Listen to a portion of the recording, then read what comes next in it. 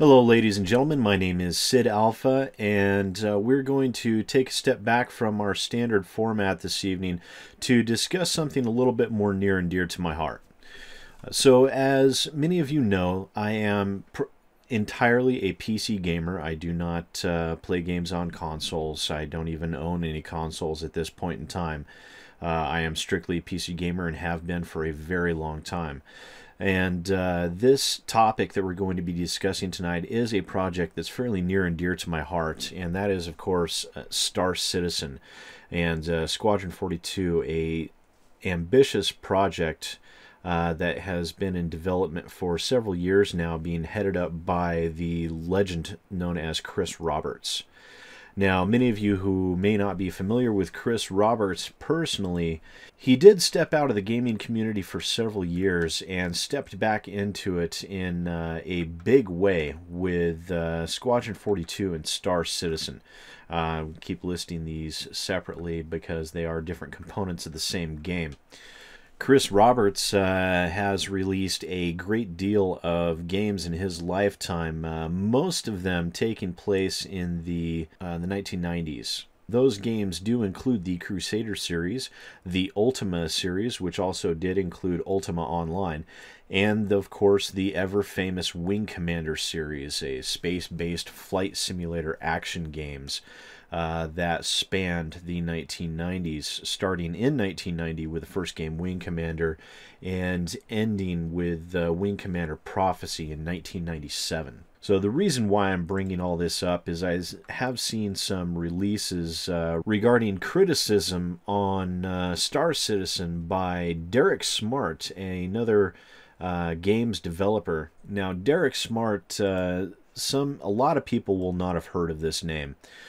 Just to give you a little background on Derek Smart, his most noted video game in history was Battlecruiser 3000 AD. Now, that game was noted as one of the most notorious video game projects in the history of gaming. The reason being is that was a fairly ambitious project envisioned and started by Derek Smart in 1989. And that video game, actually, he envisioned several components which are going to be taking place in the Star Citizen universe. Or by different components, I mean different methods of gameplay all wrapped up into a single game. Now, Derek Smart started development on that game, like I said, in 1989. During that time, he had issues with publishers and finally settled with Take-Two Interactive, the video game publisher that pushed the game out the door in 1996 in a completely unplayable state in order to get the game out the door by Christmas, is what is noted as being. And prior to that horrible release of the game, Take-Two Interactive had settled with Derek Smart for full rights to the game, and Mr. Smart did back out of the project due to differences of opinion with Take-Two. Now, after Take-Two released the game in a broken state, it is worth noting that Derek Smart, without the permission of Take-Two Interactive, started patching the game after its release on his own completely, and eventually settled with Take-Two to regain control of the title, and then proceeded to release the game for free on the internet.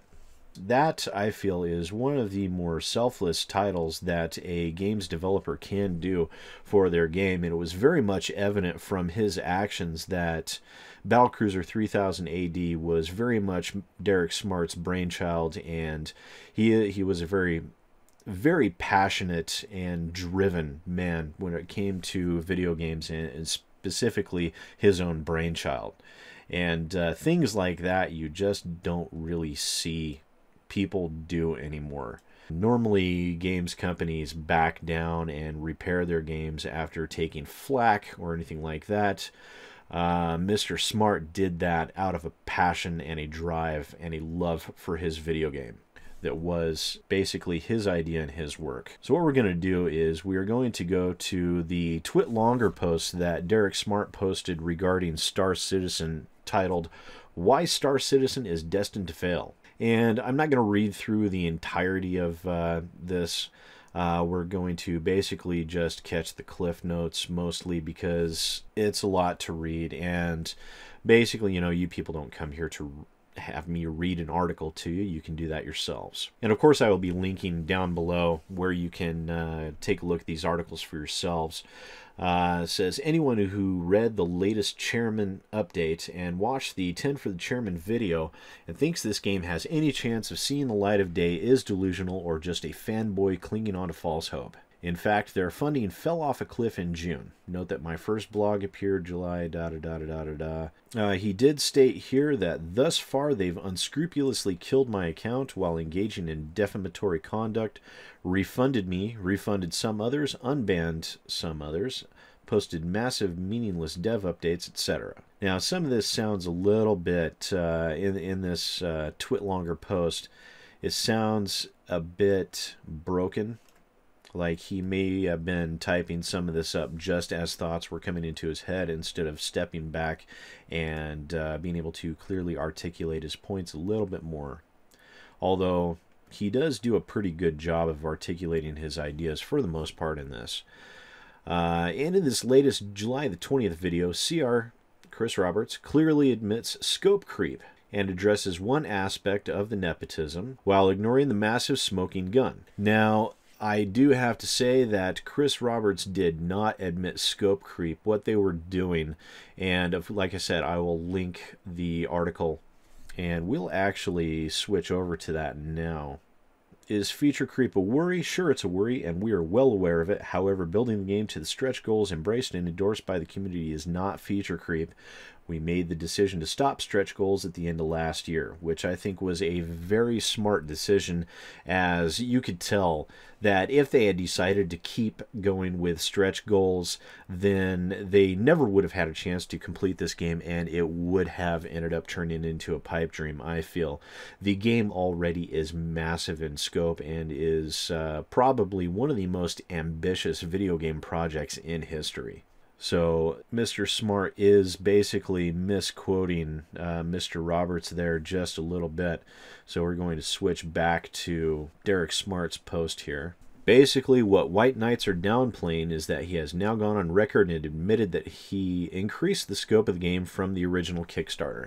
I think that much was very much in evident and is no news to anyone out there who has even bothered to slightly check in on the progress of the Star Citizen game development.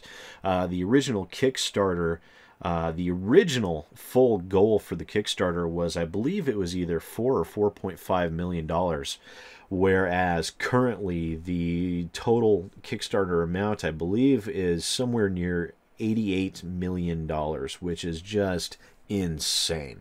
It is a psychotic amount of money, and I believe that because this is Chris Roberts and because this is a genre which has long been absent in many ways from the PC gaming community, that this is very much a game that a great deal of people have been longing for a very long time, myself included. And he goes on to say, I'm going to say it again, the Star Citizen game is never seen the light of day as currently pitched. When the dust settles, what's going to be left are all these disjointed, incomplete, buggy modules: hangar, arena, commander, star marine, multi-ship, planet-side, social, and possibly EP1 of Squadron, possibly Episode 1 of Squadron 42.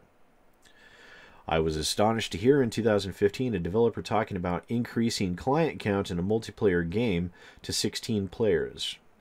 Now, you do have to remember that, yes, it has been in development for 3 years, and the idea has been kicking around in Chris Roberts' head for at least a couple of years before that. I do recall that, as I was one of those recipients of the golden ticket, which I'm not sure how or why, but somewhere along the lines, at some point in time, Chris Roberts Industries did have my email address and tagged me as a golden ticket recipient, which basically gave you a place, a date, and a time, and little else. And unfortunately, I'm extremely poor. I was unable to go, and it turned out to be the reveal of the idea of Squadron 42. But anyways, moving on. From an economic standpoint, what people fail to realize is that most games don't sell 927,000, their approximate pledge count, copies. So this 85 million at this point are pre-sales because people expect something in return for their money. Thus, any money needed to continue ops after that money runs out within this year has to come from somewhere. So the question is, who's going to continue pledging to a project that seemingly stands very little chance of completion if they haven't first received what they pledged in the first place? Now, again, one thing is probably potentially the reason I think Mr. Smart, and yes, I am going to criticize you a little bit here, is that this is, like I said, probably the most ambitious and large video game projects in history. And yes, it will take a long time to develop. And yes, this has been entirely crowd-funded. But, however, the game is coming along. And there are several components which are very polished and look fantastic. And basically, I do not feel that it will take too much to be able to tie all these separate components together. If Roberts Industries could get the FPS module in line and back on track, I think it stands a very good chance of being completed. And you know, I am one of a great many people who, well, yes, I am chomping at the bit and would love to get my hands on this game. I have not pre-pledged an amount, and I have not bought into the Kickstarter. Even though I actually did always intend to, I never actually got around to it. Because I am not a fan, just like I have told everyone here so very many times.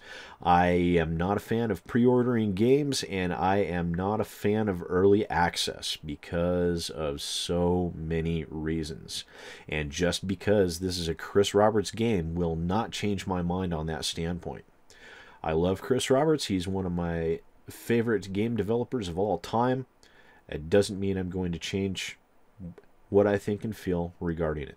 So he continues on, free-to-play games work on the premise that most of the whales, those buying stuff, pay for those who don't buy anything, which is true. The ratio is massive, and even if the numbers go from 927,000 to 1 million, it's not enough for long-term financial success, which you have to remember, 927,000 to 1 million is only 63,000 copies, which overall is not that much and easily, I feel, easily obtainable, especially if the game launches successfully.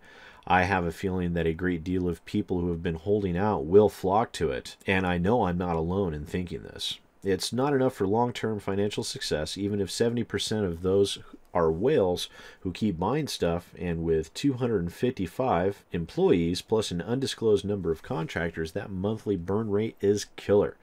You do have to admit, he does have a point there. Their overhead is going to be extremely high. So maintaining this game at that level is going to be somewhat difficult. And the business model beyond the pledge phase, he feels, is completely unsustainable. Now, I do have to admit, he may have some points here. And it is something worth noting that this game has grown so large and so massive in scope. It's, you know, it is giving Derek Smart, and it is giving a great deal of other people pause as well. And at this point, it's grown to a point more of a lot of people waiting to see if Chris Roberts can pull it off. Because this is, a game like this has never been attempted before.